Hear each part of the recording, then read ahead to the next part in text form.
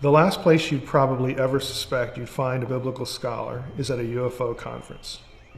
I've been to a bunch of them. I've spoken at a few. The reason I'm there is because that subject matter is hugely popular. Just think of something like Ancient Aliens, millions and millions and millions of viewers. This is a big deal. And it's a big deal for me as a biblical scholar because when you get into this subject matter, it's inherently about questions like, what really is humanity? Who put us here? What about God? Is there a God? Maybe the God we think of is actually an alien superior being. Now for me, this takes us right into the unseen world, the realm of angels and demons and gods and God himself, biblical stuff.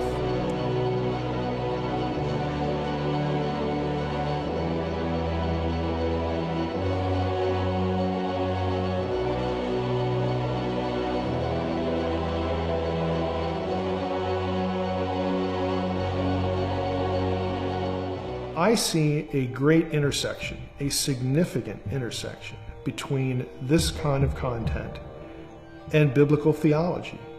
People want to know what the truth is. They want to know how to think about who they are, why they're here, and does this book we call the Bible have any validity at all? I'm often asked, well, are there UFOs? And when people typically ask that question, what they sort of mean up front is, do you believe that there are extraterrestrials flying craft around the sky? It's a sort of a simplistic way to approach things, though. Yes, there are lots and lots of UFO sightings that are legitimate. But what does that mean, though? It means somebody's looking up in the sky and they see something that they can't identify. That's all it means. Now, even if they're a trained observer, like a pilot or a military person, someone who's used to seeing, aircraft, even they will see things that they cannot identify. They don't really know what that is. There are thousands of such reports every year in the United States. This is not an isolated sort of thing. So if that's what we're talking about, yeah, there are UFOs. The question is, again, how do we process what we've seen? There are experimental aircraft that very few people, even among trained pilots, would know what that thing is. And we have a long history of this in the United States. All that said, though, there are some that just defy categorization. There's something about the object, either in terms of the way it changes shape, or you have instances where one will explode, for lack of a better term, come apart and then reassemble. Things like this that just don't seem to fit any of the other templates. So there are anomalies.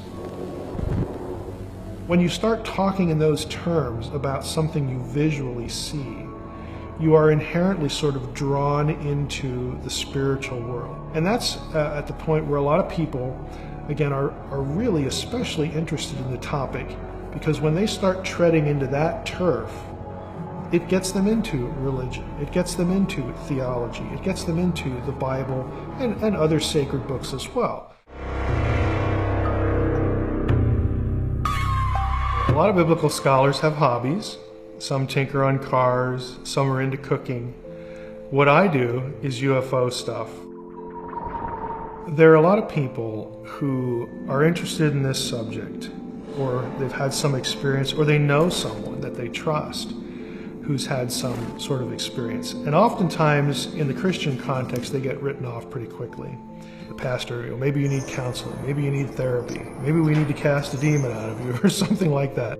Now, I have found in my exposure to both Christians and non-Christians in this little world that they are primed to have really significant, life-changing theological discussions. I've met pastors, in fact, at UFO conferences who are really making an effort to try to process this and keep their faith. I know one church in particular in Puerto Rico where almost the entire congregation claims to have been abducted by aliens.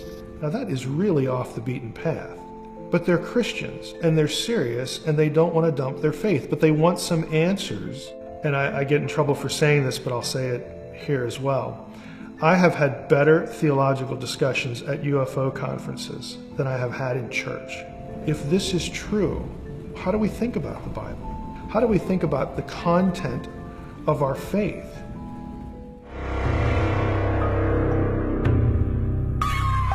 I've never had an unusual experience on my own, but for me it was the 1997 Roswell Conference, obviously in Roswell, New Mexico, a very famous UFO case, and I had done a good bit of reading about that, and one day I was listening to the CNN broadcast of an Air Force debriefing, and there was a reporter at the conference who had apparently read a good bit of information about the event. And he asked the Air Force colonel, a guy named Colonel Haynes, about something in the report. And the question was, well, Colonel Haynes, in the report, you and the Air Force say that the bodies that witnesses claim to have seen in this crashed UFO at Roswell in 1947 were actually crash dummies that the Air Force used. And of course the colonel acknowledged that. And then the reporter said, well, the report itself says that the Air Force only began using these dummies in the early 1950s. So how do we get this disconnect? Because it's several years. What he said was, yes, that is correct. And the reporter said, how does that work? And the colonel actually said, we believe that the witnesses to the Roswell event, we think, have undergone time compression. And when I heard that, I thought exactly what the reporter said, what's that? What is time compression? And the colonel answered, well, we think that the witnesses are retelling a story that actually happened in the 50s, but they're remembering it as happening in 1947. Now we're sitting at Roswell, if I'm the reporter, I'm listening to an event, a conference about an event. This is an anniversary event, in fact, the 50th anniversary of the event. And everybody can do the math. There were not just 2 or 3 witnesses to the Roswell event. There were hundreds of primary witnesses, people in those people's families, again, who heard about the story. It was printed in the Roswell Daily Record, July 2nd, 1947. It got picked up by newspapers in 1947, the same week, across the country. But somehow this guy's saying, no, it was really in the 50s. And as soon as I heard that, I thought, somebody somewhere in the military, in the government, in this sort of need-to-know world, somebody somewhere wants this myth to live. Because that's all that this press conference is doing. It's feeding into the mythology of a government cover-up, and the cover story is aliens.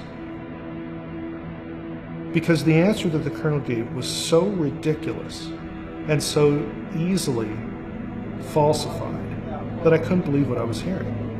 And so that sort of took me from a casual reader, somebody with a sustained but casual interest, into a person that thought, I need to do some research here, because there's something about this case, there's something about this subject, there's more than meets the eye here. Somebody wants this myth to live, and I wanted to know why.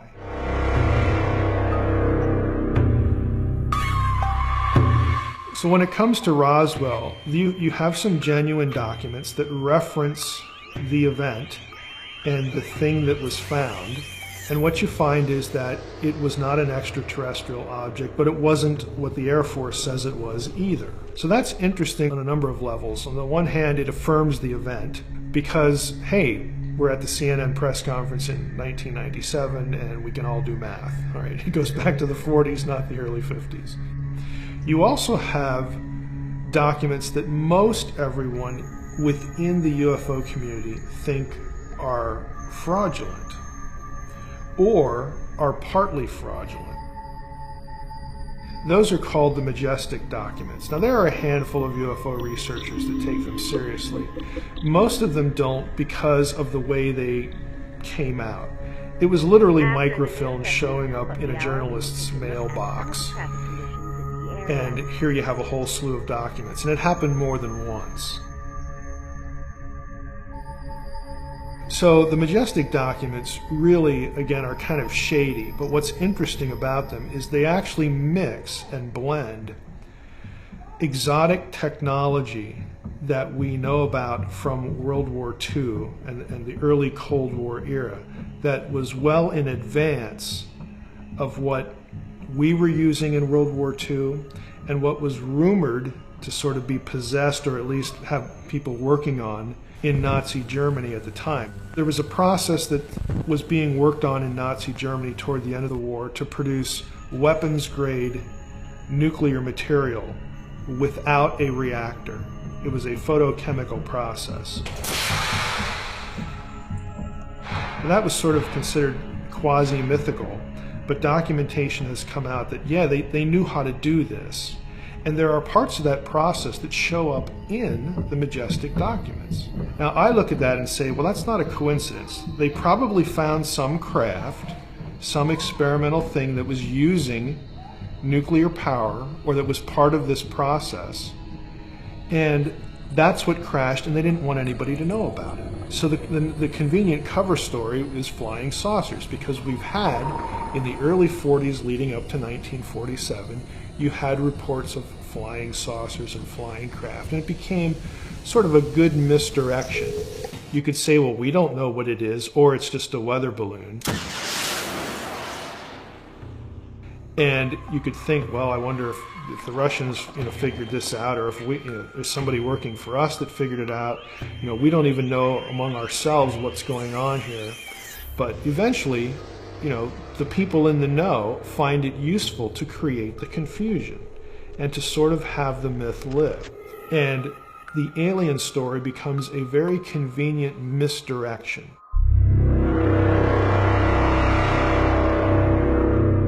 My view, and this is the view that I take in The Facade, is that Roswell was an Operation Paperclip screw-up. This was a program begun by our government during World War II. We knew we were going to win the war. The question became, what do we do with some of the people who are sort of at the forefront of technologies we're interested in, like the V-2 rocket? President Truman at the time did not want anyone from Nazi Germany or Japan who was involved in war crimes brought into our country, even if it was for an ostensibly good purpose. Let's tap their brains and get their technological knowledge. There were people, though, who disagreed with him. And so what they did, along the chain of vetting people, was if they got a really interesting candidate that they knew would be rejected because of a connection to, like, the death camps or something like that, they would put a paper clip on that person's file, and that was a signal to the next person down the line to pull that file, give that guy a new history, clean up his record, and then pass it on. Now, we got over 700 Nazi scientists into the country working for us in this project. Some of the most famous, Wernher von Braun, who became #2 at NASA, really responsible for a lot of our rocketry, a lot of our space program, and he also became Walt Disney's spokesperson for the Disney's World of Tomorrow. I remember seeing von Braun on TV. He was a Nazi. But again, nobody really knew the exact details of his history because they'd been deflected, erased, or manipulated. What I think happened is we got a number of these people over, especially the ones who sort of knew about exotic craft, flight, modifications, how to build different craft.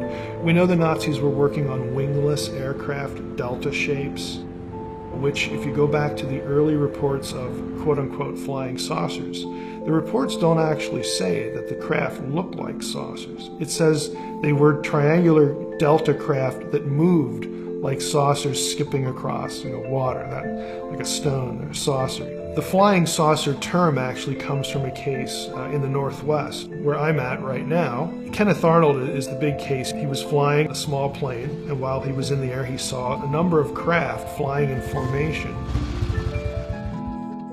And he said that they moved like plates skipping across a flat surface or water. And he used the term saucer to describe, again, this sort of skipping motion. And out of that came the whole term flying saucer. But when he was asked to draw what he saw, he drew delta wing craft. He didn't draw a perfect circle, like we typically think of with flying saucers. Now we can look in hindsight, and we know, again, some of the things that they were working on. We know the processes that they were using to do this. And these things show up in the majestic documents. And some also very human technologies. The craft at Roswell, for instance. You'll read about, again, exotic things. Oh, we don't know how this works or what it is. And then they'll have things like gears. Okay?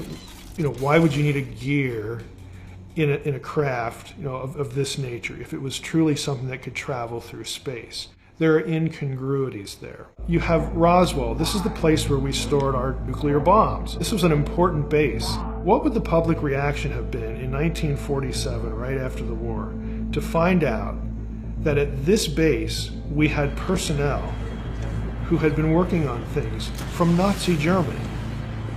I mean, that would have just caused an uproar, even if they weren't located specifically there, to learn that we had them in our scientific apparatus, that they had not been prosecuted, that their records had been sanitized, and here they are on our payroll, on the taxpayer payroll. That would have just caused an uproar. It's a very good cover story to take what happened at Roswell and call it extraterrestrial or say it's a mystery, because it helps you cover up and misdirect attention from what you're really doing. Another reason I think that Roswell had to be covered up or attention diverted from what it really was are the bodies that get reported in the Roswell incident. I don't think at all that they were extraterrestrial bodies. What I think they were either young children, or perhaps children that had certain diseases like progeria, where they're bald, their heads get big, that sort of thing. There's documentation that these sorts of children, and also young adults who fit a certain height and weight profile, were taken out of prisons. They were death row inmates, and we experimented on them. Now that's shocking, but where it comes from is Operation Paperclip again. The Japanese side of Paperclip, they had two programs that are important to this discussion. One was Operation Fugo, which was high altitude balloons. And the other one was the work done at Unit 731, which was bioweapons. These two things were going to be married by the Japanese. They tested their high altitude balloons during the war. They would put an explosive on one of these balloons, launch it, and then the wind currents would take it over to the west coast of the United States. So if they reached and exploded, they would know that it worked. These balloons actually worked. And the plan was to not hook explosives to the thing, but to hook biological weapons, to infect the water supply, spread, diseases that had no cure, just really nasty stuff. I mean, think of like anthrax, that sort of thing. You could deliver that with one of these balloons. Now, in this country, a few of them did reach here. The press was forbidden from talking about any of this by the military. And they actually obeyed. And the logic was, we don't want the Japanese to know that one of them ever got here. What we did was get people from Japan who were part of these programs into this country, and then we started experimenting with high altitude balloons. What could be done? We used human beings for altitude tests. There's something in this country called Project Sunshine, where we were taking death row inmates and using them to be experimental subjects because we needed to know the effects of this or that on a human body. And so when one of them crashes, there's a screw up. Okay, Operation Paperclip experiment goes wrong, in the desert there in Roswell. It's a very convenient thing to say, we have no idea what this is. Oh, it's just a balloon. Or, hey, maybe the Russians are doing it. Or maybe it's space aliens. Again, to make the myth sort of real.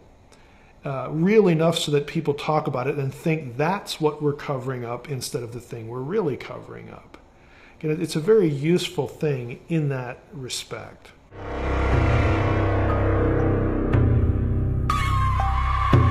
One of the things that you'll run into if you spend any serious time reading about UFOs is something that ufologists call the contactee movement or contactee literature.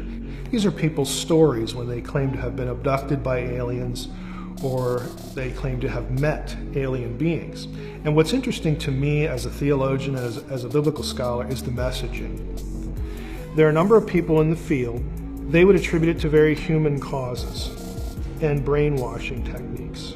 Okay? People abused in various ways and various reasons and given screen memories, something to remember in place of this. And this is a very weird, vast field that has deep roots in some very esoteric subjects that sound like they can't be real. Okay? Like mind control, MK Ultra.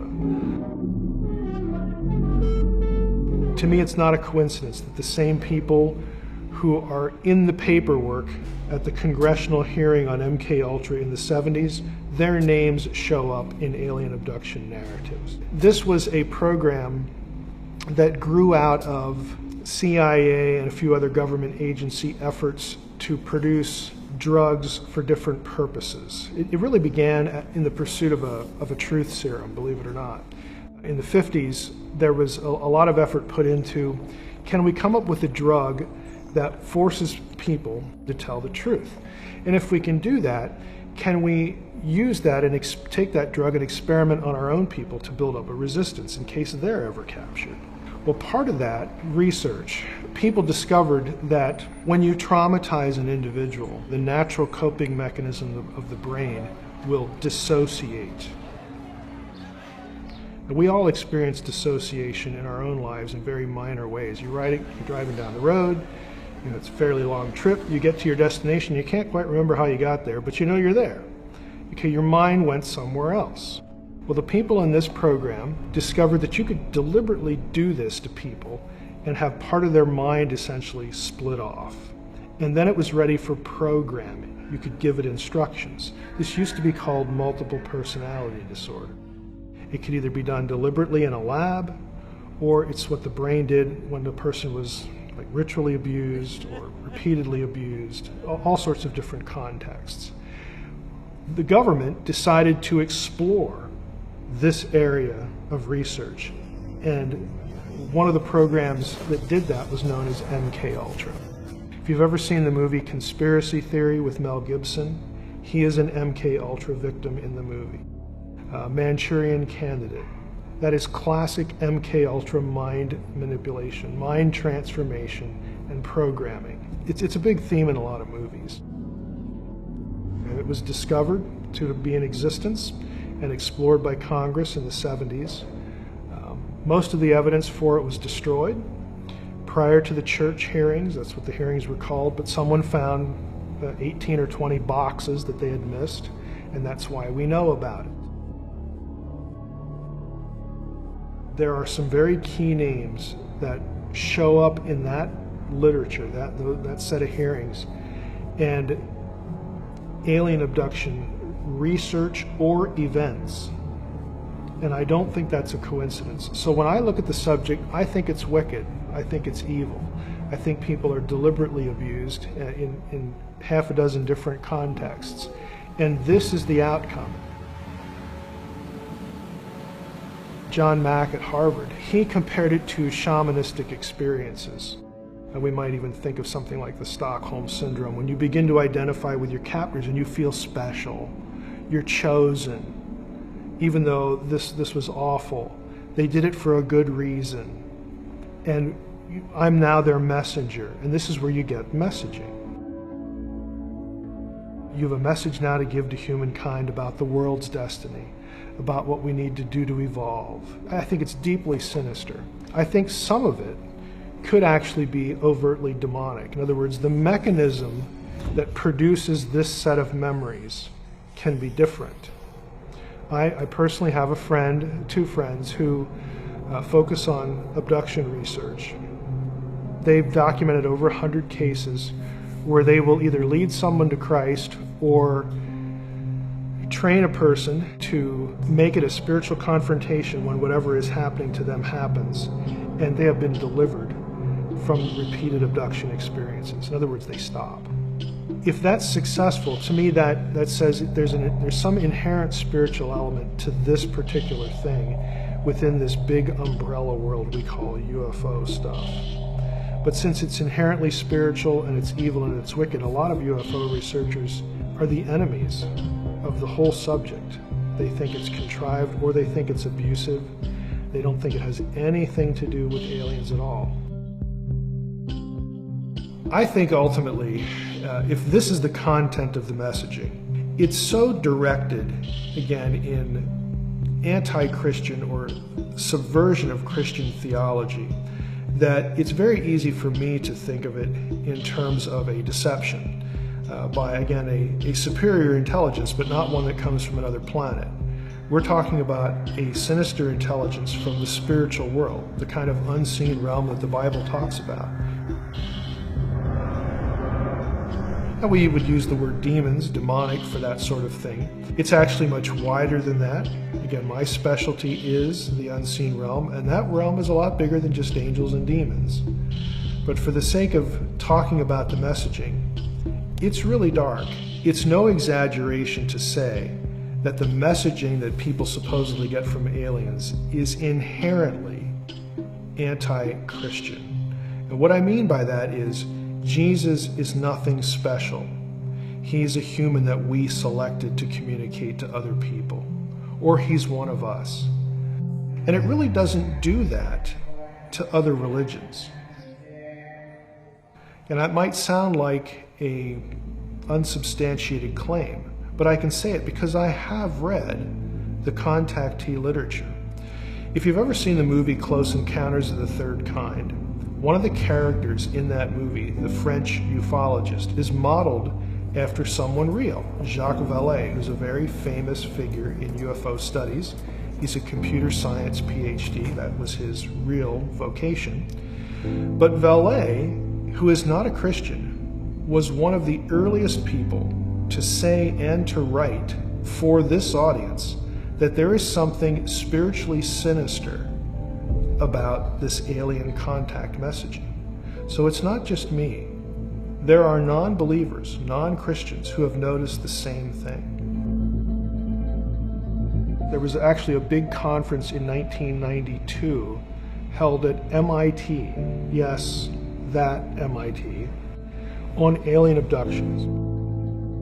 And part of it was because there was a famous professor at Harvard, one of the psychology department, he was a psychiatrist himself, who was heavily into alien abduction research. His name was John Mack. He's no longer living.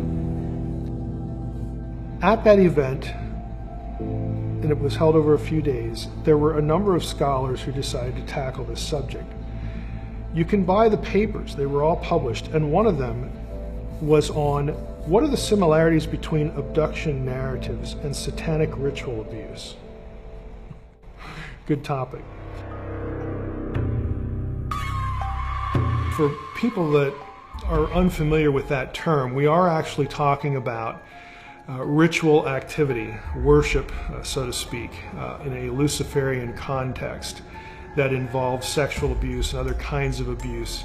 There are touch points between what people say that happened to them in these rituals or what the goal of an abduction experience was supposedly. There are lots of parallels, and we're not talking 3 or 4. I've actually counted them. There are over 20.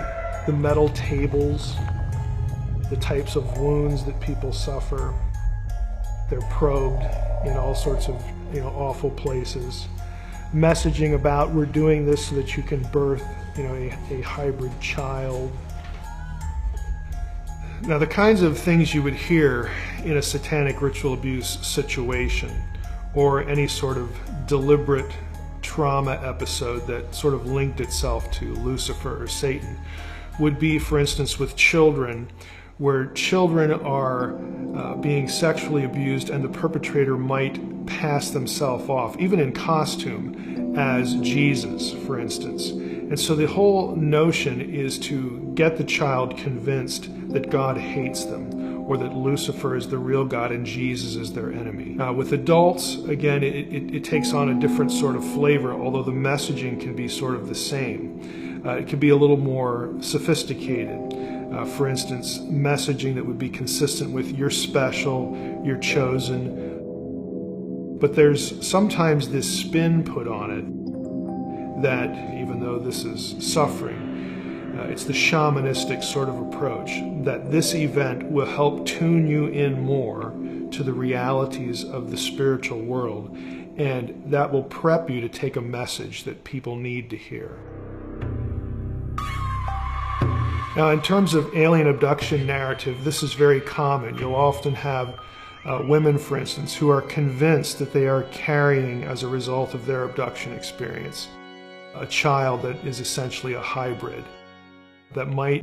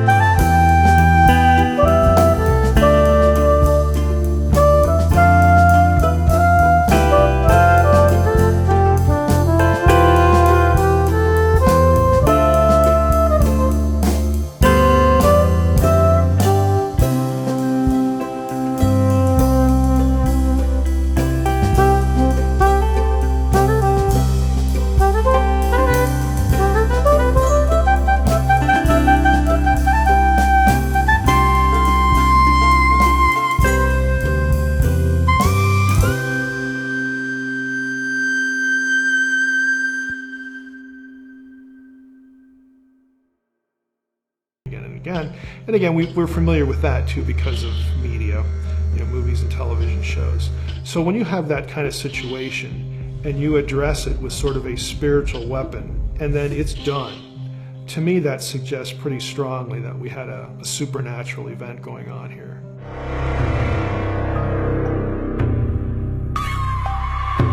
In terms of specific examples as far as contactee messaging that I would view as sinister, something that is spiritual darkness, lurking in the background. In the history of ufology, there have been a couple of very famous contactee episodes. One of them involved a guy named George Adamski.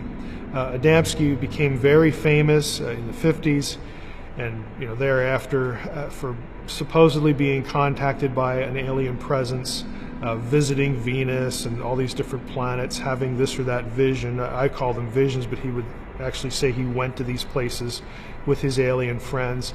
And his messaging was really nothing more than warmed over Gnosticism, that the aliens were telling him, oh, every human has the light of God, or the light of the supernatural realm in them, and they just need to remember sort of who they are. They need to be enlightened. Very typical Gnostic messaging about the salvation of humanity being from within and recognizing their own divinity. Gnosticism was an ancient, and still is, belief system that was a strong competitor to the early church because it used biblical language, it used Jesus stuff as part of its presentation of what salvation meant and what the nature of the world was. But the short version of Gnosticism is that there's the true God in most remote history, and he took of himself to create other eons. These eons were entities, and one of these eons transgressed the will of the supreme deity, the true God, as Gnostics would like to say. But one of these eons transgressed and decided, well, I want to create a being sort of like me, like my maker did. And that being, Sophia, creates a being that is evil and sinister. And that is the being that creates humankind. That is the God of the Bible. He's a bad guy in Gnosticism. And the good guy in the Gnostic story is the serpent, because the serpent is the one who comes to humans and says, hey, you people don't really realize what's going on here. Did God really say, did your maker really say, again, the bad guy, this or that? And so the serpent is viewed as trying to enlighten humans to the nature of who they are. There's a little spark of divinity in them because of where they came from. And it's a very old system. It's very self-oriented in terms of salvation. Salvation is not about taking care of a sin problem. It's about becoming personally enlightened to your own divinity. And you can see this kind of messaging in a number of contactee episodes in the history of UFO studies. I think the reason why we get a similarity here, or an overlap, between alleged ET messaging and Gnosticism is that there is a good part of the whole alien thing, the alien subject matter, that is inherently spiritual. Again, this is a wide, far-ranging kind of subject, and at least part of it is really about, apparently, spiritual messaging. And who's going to be interested in spiritual messaging except spiritual beings? Okay, so you have competitors to God who have their own kind of message to direct humanity away from the truth. And it's very convenient, again, to use a certain set of ideas, but here we are in the 20th century, okay, with these contactee events. And so I view this part of ufology as really nothing more than intelligent, demonic beings using old lies and repackaging them for a 20th and 21st century audience. What to a 20th and 21st century person would be godlike? An extraterrestrial. It's very simple. It's an intelligent being that isn't us. It's not part of the animal kingdom. It's so transcendent when compared to us that it becomes a very convenient vehicle.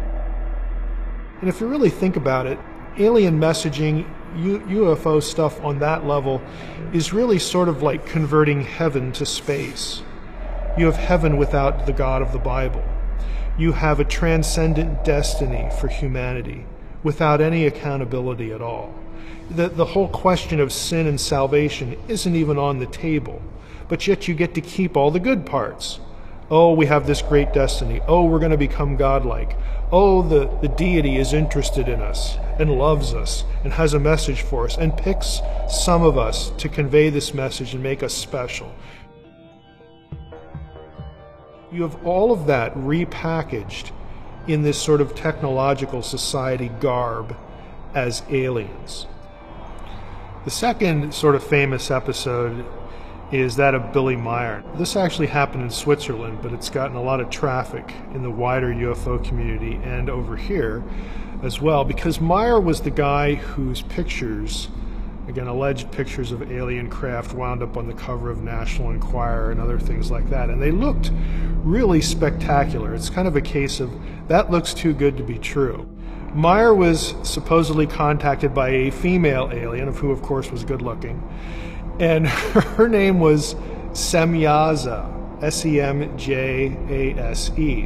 That is strikingly close to the Shemyaza with a Y, or the Shemchaza of First Enoch, who is a demon. Okay, in fact, one of the lead figures in the Genesis 6, the Watchers episode. And so, again, if you have the biblical background, you look at the story of this and you think, that really can't be a coincidence. I mean, that you would have this, either he made it all up and he picked a really bad name. That's going to telegraph, again, sort of a demonic messaging. It's easy to read the narrative of Genesis 6 when you have this sort of thing in your head as being kind of an ancient incident of the same sort of thing. And there are these touch points, especially, again, with sort of the outcomes. Enoch's retelling of that story, instead of saying sons of God, he will often use the term watcher. Now that word does find its way into the Bible itself in Daniel. It occurs 3 or 4 times in Daniel chapter 4. It just refers to watchful ones, or possibly those who don't sleep. There are good ones and then there are rebellious ones. Good ones are in Daniel 4. A watcher and a holy one comes down and tells Nebuchadnezzar, hey, you're going to go crazy for a while. And we actually find out in that chapter that this punishment on you for your pride is, quote, by the decree of the watchers, plural, in verse 13. Now, a few verses later, it's also referred to as the decree of the Most High. So it's not like you got a bunch of angelic beings running around saying, hey, let's just go down and tell Nebuchadnezzar that's going to happen to him, and we get to call the shots. We have to look at Genesis 6 pretty carefully. It's very easy to read that passage against this backdrop. And I think if there is sort of a common denominator, it is the idea of quote-unquote gods or spiritual beings raising up maybe a population or a people group, a group of elites might be the best way to say it, that will somehow be the great civilizers. And in the alien abduction narrative case, you have, again, chosen individuals to bring alien-human hybrids into the world, and that's going to be the thing, the catalyst that takes humanity from where it is now to its ultimate destiny of transcending being human, being something more than human. And in Meier's case, and in Adamski as well, there would be additional claims of Jesus was one of us. And you bring Jesus into the conversation and, oh, he was one of them. Well, that explains the Bible, doesn't it? That explains why Jesus could do all this amazing stuff. And I don't want to reject them because then I'm rejecting Jesus. Again, throwing him into the conversation that what Jesus was really here to do is to, unfortunately to quote Ben-Hur, okay, to convince us that there is a spark of God in every man. And they are here to help us realize that, to awaken us to our own enlightenment. And either Meier made this up and picked a really unfortunate name, that, again, people who are familiar with ancient texts are going to sort of pull out, or he was met by an entity who took this name, and again, that's very suggestive of something sinister.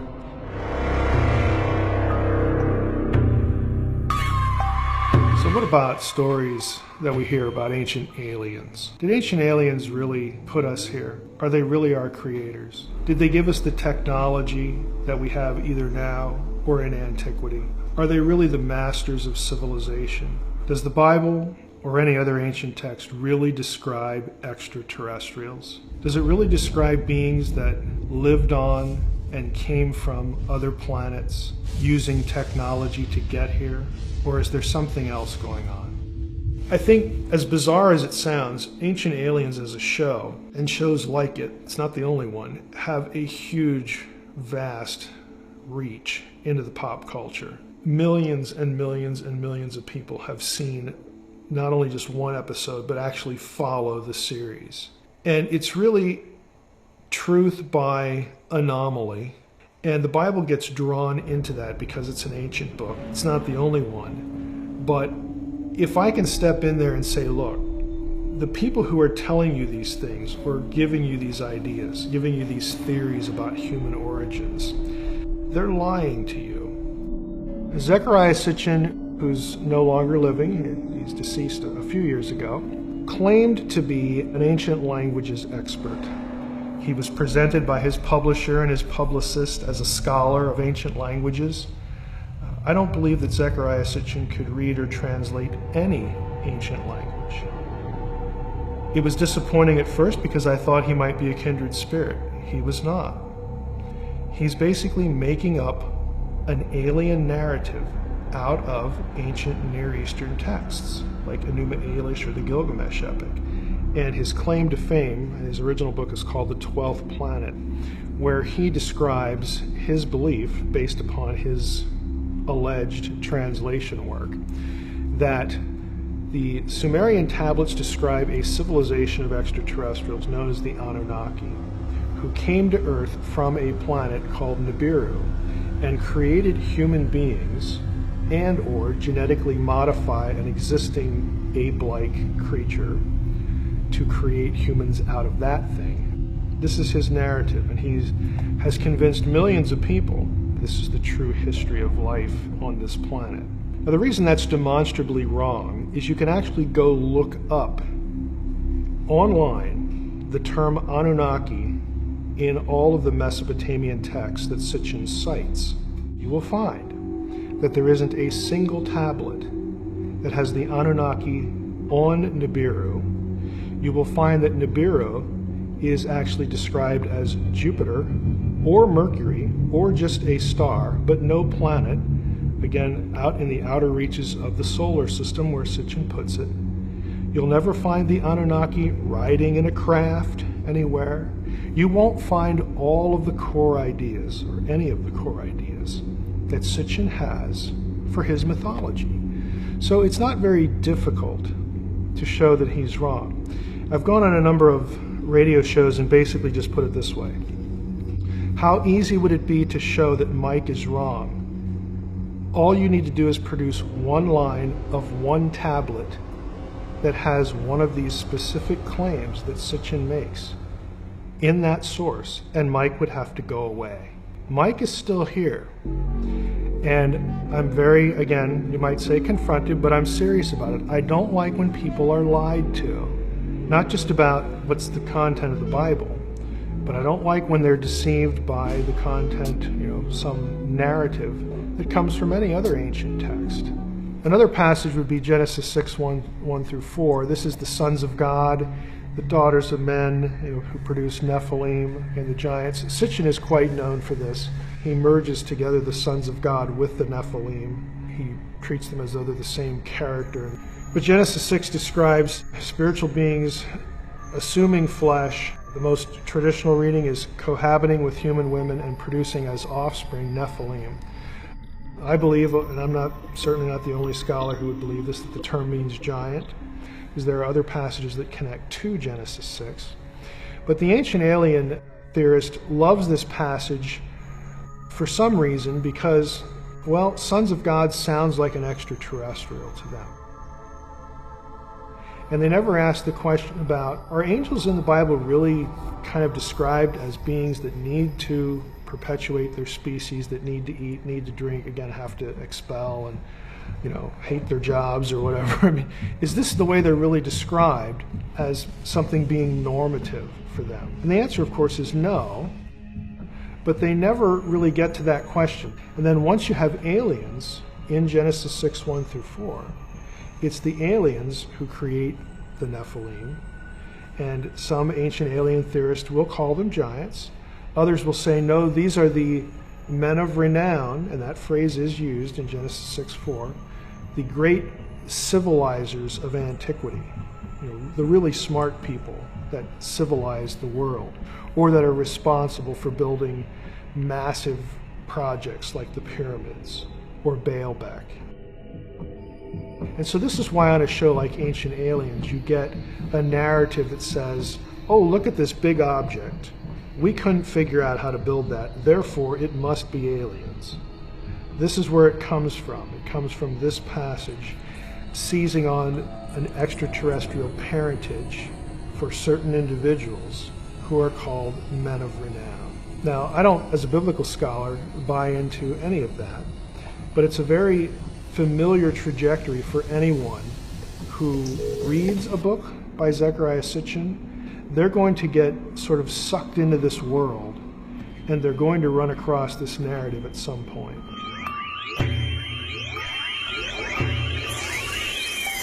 I was invited to speak at the Bay Area UFO Conference, and I was invited to speak about ancient astronauts. I'm an ancient studies scholar, I'm a biblical scholar. This is great, he was on Coast to Coast, and that was a wonderful interview. Let's have this guy come out and do this. I wasn't vetted at all. In other words, they thought they were getting a believer. I am not, again, an ancient alien believer. So I went to the conference, and I basically did a lecture on Zecharia Sitchin. And I went to this conference and basically tore his work apart. There's really no other way to say it. And I tried to be nice about it, but I wanted to be firm about it as well, just dissecting where his errors were. I was asked to leave the conference. I didn't get paid. That was okay, though. I've never been invited back, nor did I expect to ever be invited back. But the great thing about the event was my second session, which happened before the one that got me in trouble, was a lecture on could Christianity accommodate a genuine extraterrestrial reality? When you take that topic, you have to get into things like, well, would Jesus have to die on other planets? How would aliens be atoned for? And so it was well worth the visit, and it was worth getting tossed out of the place to do it.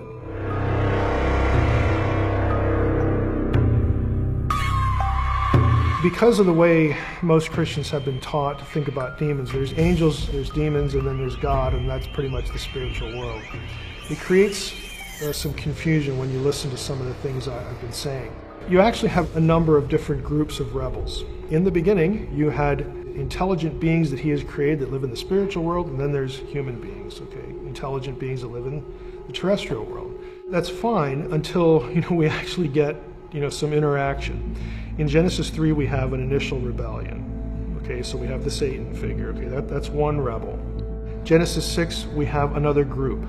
That group, again, by all either Mesopotamian or biblical or Jewish tradition, the guilty parties there wind up being sent into the abyss until the time of the end. It's an eschatological judgment. So that's a second group. A third group we get from the Babel incident, Deuteronomy 32, 8, and 9, when God divides up the nations and assigns them to other sons of God, and then they become corrupt. God abandons the nations at Babel, and he says, Israel's going to be my portion now. Jacob is going to be my inheritance. And so he calls Abraham, and he makes for himself a new nation, Israel. This is why in the rest of the Old Testament it's Yahweh against the gods of the nations and Israel against those nations. The sons of God that are assigned to the other nations, this is the Old Testament explanation for why those nations got their own pantheons. We read in Psalm 82 that they have become corrupt. At some point in their history, they fail. They don't rule the nations the way God wants them ruled. Now those guys aren't bound. They're not in prison. The Genesis 6 ones are. What about demons? Just using that word demon. If you asked a first century Jew, hey, where do demons come from? They would have an immediate answer. If you ask a Christian now, they would say, I don't know because the Bible doesn't tell me. It's actually not the case. A Jew would say, well, sure, we know where demons come from. They're the disembodied spirits of dead Nephilim. That sounds very bizarre to our ear. That's not what you hear in church. It's not what you hear in seminary either. But there are hints of it in the Old Testament. Isaiah 14, Isaiah 26, Job 26, verse 5. These are three passages that have Rephaim in the realm of the dead, what we think of as hell. Now, that tells you, again, where a Jew would have gotten this idea. So since they were part supernatural being and part earthly being, when you killed one, and this was an act of rebellion, again, their creation in the first place, their soul, as it were, which is not a human soul, again, in biblical thinking, it goes to hell. This is where they're punished. They incur the punishment that their fathers incurred, that gets sent to the pit. In Peter and Jude, 2 Peter 2 and Jude, it specifically says that the angels that sinned are in chains of gloomy darkness. They're imprisoned in the abyss. There is no other sin in the Old Testament, angels plural, that you can point to answer the question, what are Peter and Jude talking about? There is no other possibility other than Genesis 6. A lot of people think, well, there was this great cataclysmic rebellion before creation, and Satan used to control the earth, and then he rebelled, and then he became bad, and then he went to the Garden of Eden and all. This whole idea about a satanic rebellion before Adam and Eve, you will never find that in any verse in the Bible. But that's part of Christian tradition that's been passed down. I personally think it comes from Milton's Paradise Lost, a great Puritan book. But you will not find it in a single passage in the Bible. The closest you get is Revelation 12, Michael, a third of the angels, okay? But if you read Revelation 12, that story is in conjunction with the first coming of the Messiah. Not the Garden of Eden, not something before Eden.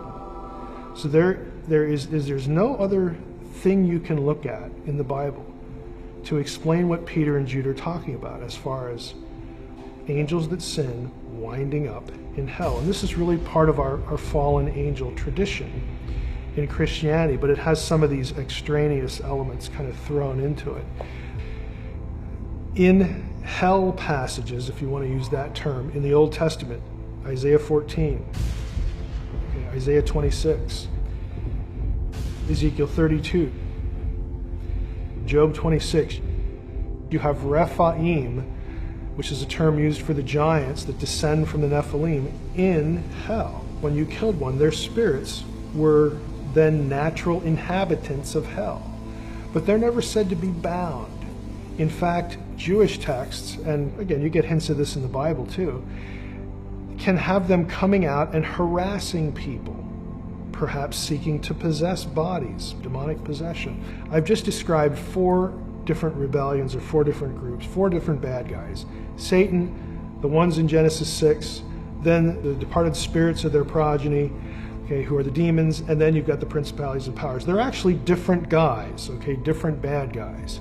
But the way we're taught about demonology in church, traditional Christianity, is all those things get mashed into demons. As far as what I think about Genesis 6, 1 through 4, spiritual beings are not beings from other planets. There's nothing in the Bible that orients them to other planets. And here's the surprise, there's nothing in any other ancient text that orients them to other planets. You will never find in an ancient text one of the gods coming from a planet to Earth, which sounds really shocking, especially in light of the success of Ancient Aliens. You think, well, you'd think some text would say that. They don't. Now, there are lots of texts that have the gods flying around in chariots, or some other structural thing, but you never have an instance where they come from another planet, which is exactly what you'd expect.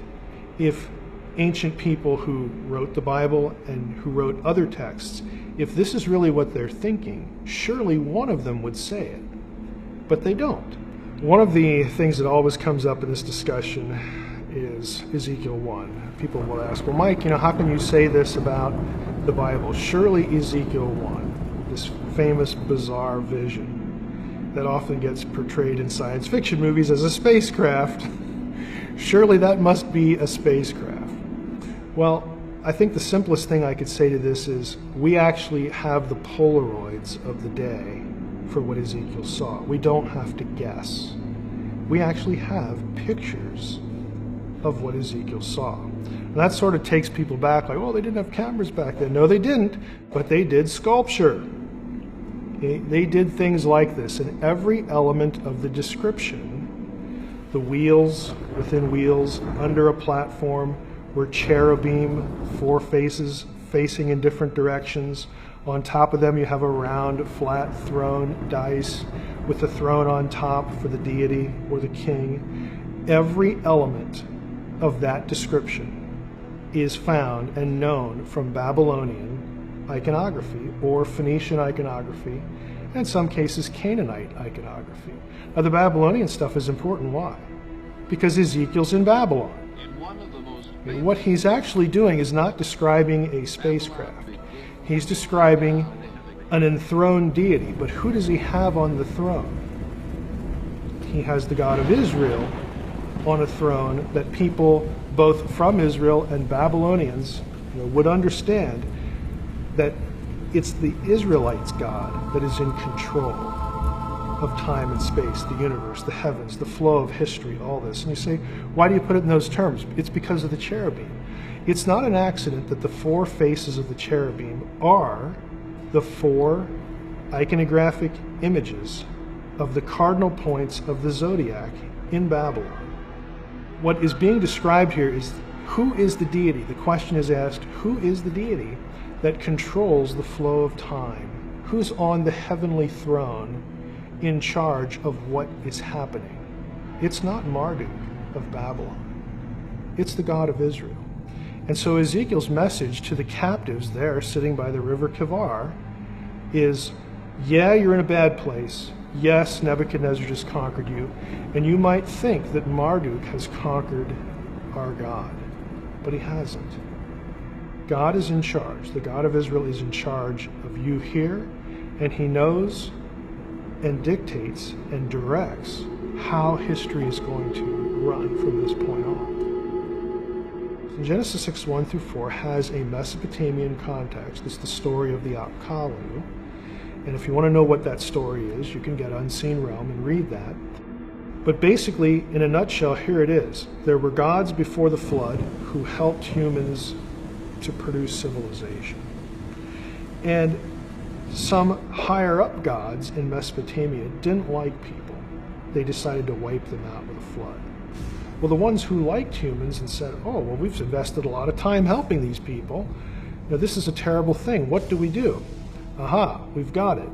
We will mate with a few of them, and then what we know, the children that are produced will be super intelligent like we are, and so our knowledge will survive the flood.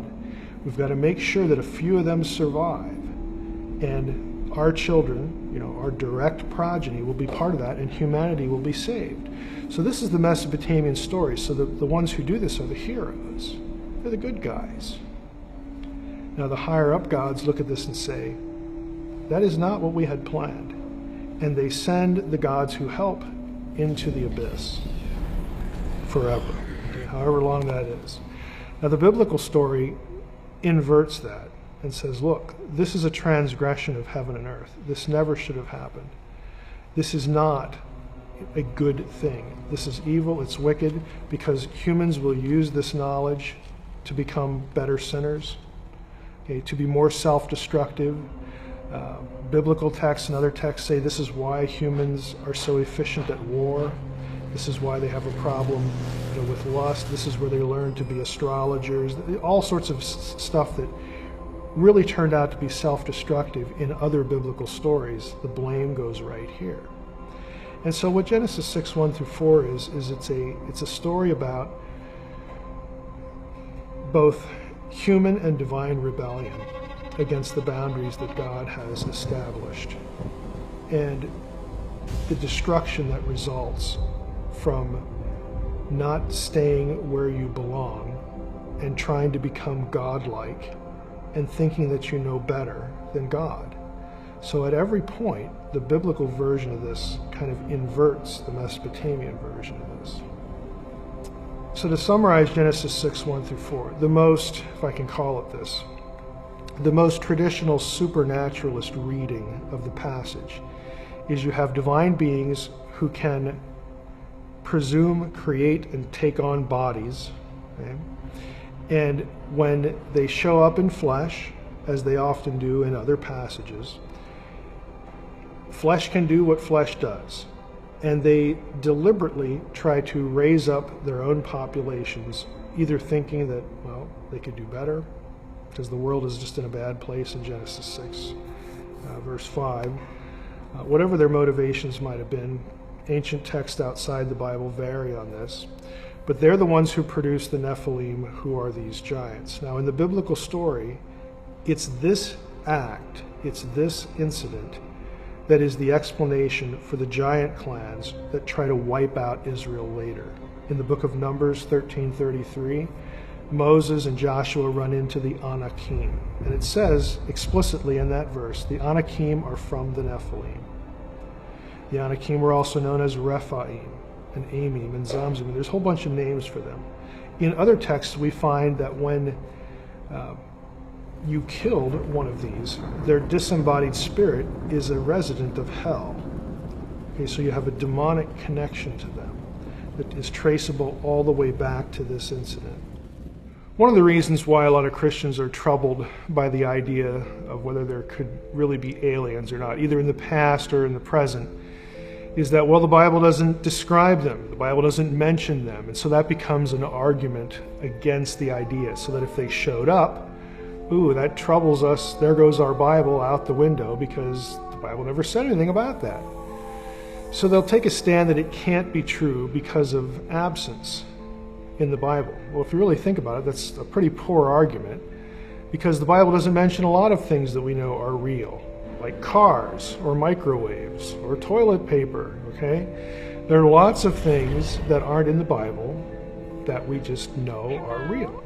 Another one is the image of God. If there are really aliens out there, then humanity is no longer unique.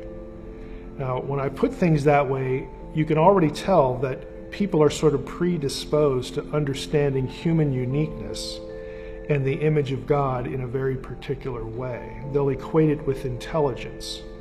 To make the image of God any particular quality is a mistake, because not all human beings at all stages of their development, either pre-birth or in old age, have certain qualities that have historically been identified with the image in their fullness, or even equally. We'll notice in Genesis 1:26 that we have the wording there, let us create humankind in our image. Then the very next verse, it switches to singular. So God created humankind in his image. Why do we have plurals mixed with singulars? Well, the reason is because God is speaking to people, beings, probably a better word, that are already there, individuals, intelligent beings. They're the sons of God from Job 38, that were there present at the foundation of the world. He announces his intention, let's create humankind. But when he actually does, only God is the creator. All the verbs are singular, all the pronouns are singular. Only God is the creator. So the plural language is important because he's referring to the members of the spiritual world, the heavenly host. He's bringing them into the conversation about imaging. Let us create humankind in or as our image. The plural's there because somehow God and us and them are connected in some way. And the way we're connected is we image him here, they image him in their world. We have the same creator, and we represent the same being, the same God, the same creator. But only God himself created either of us and the members of the spiritual world. And if you take that perspective, when you say, well, what if there is ET? So what? So what if we have intelligent alien life? That is not what imaging is. If there are extraterrestrials, they're not even in the equation. They're not even in the picture in Genesis 1. They would be created beings in biblical thinking, but they're not imagers. They're not members of the heavenly host. They're not humans. They are just intelligent beings that exist somewhere else that God happened to make. God doesn't have to tell us everything he does, everything he did or will do. And we're back to the whole, it's not in the Bible, so it can't be real kind of argument, which again is flawed. The Bible is not a record of everything that God has ever done or will do. But this is the kind of thinking that goes into it. But once you take, again, it's not in the Bible off the table, once you take, oh, they're intelligent, so that ruins the image idea off the table, then the whole idea of having intelligent aliens becomes a little less theologically threatening. My view, personally, again, if we take off the table the nuts and bolts kind of discussions about, hey, could there be aliens or not, the academic discourse. If we take that off the table and we talk about the spiritual messaging elements, I think what's going on is we have intelligent beings, intelligent, non-human, divine, spiritual beings, whatever you want to call them, trying to control the language of spirituality. A lot of this sort of messaging and discussion really results in, for many people, and again, I think this is the goal of intelligent evil in this regard, redefining things like God. What does that word even mean? Who are we? What does it mean to be human? How did we get here? Who put us here? And what is our destiny? How do we have a relationship with this God? Have we offended him? Is there such a thing as sin or not? But I think the intelligent evil wants to control and redefine the terminology. They want God redefined as a transcendent extraterrestrial. They want Jesus redefined as a messenger from the transcendent extraterrestrial, or an extraterrestrial himself. They want the need of humanity not equated with sin, a solution for sin, but to evolve to be a transcendent being like they are. Think about it. If you had the same vocabulary that we use in religious discourse, God, Jesus, salvation, humanity, destiny, transcendence, glorification, heaven, all these things, but they all had different meanings that attached themselves to this whole extraterrestrial question. Well, guess what? You get to keep your Bible. We don't change any of the words. However, what the words mean is something different. This is something akin to, conceptually at least, when the Nachash, the serpent, walks up to Eve and says, hey, did God really say? And then they have a conversation where Eve is misled or misdirected, led to process what God said in a different way. In our theological discussions of today, we almost let science fiction, and the E.T. thing is part of that, dictate the way we talk theology. Science fiction is like televangelism for the alien worldview. Again, we get to keep God, that inner urge to have something more transcendent than we are, that will give us a destiny that has the solution to our problems. We get to keep all that if what we're talking about are extraterrestrials. Isn't that wonderful? It's all real. It's all true. But in doing so, in keeping it and having the language redefined, having the meaning of these terms altered, even slightly, we are embracing a non-gospel. We are embracing a different Christ. And I think that's actually the goal. So at the end of the day, we have a really strange mixture of biblical theology, the supernatural world, the unseen world, mixed in with all this UFO stuff, sightings, alleged alien contact and abductions. What do we do with all this? How do we process it? I really do think processing is the key. And what I mean by that is we need to be honest. The world is a lot stranger than what we think it is. There are a lot of people who just go through life thinking everything is nailed down. We've been given every answer by science, or we will be given that answer by science. There are no anomalies. There's nothing really strange that transcends the physical world. We know that isn't true. There is a spiritual world. So what we need to do is be honest, The world is a strange place. There's a lot more going on than we might think. We need to just embrace that idea and then try to process what it is that people experience, what they see in an honest way.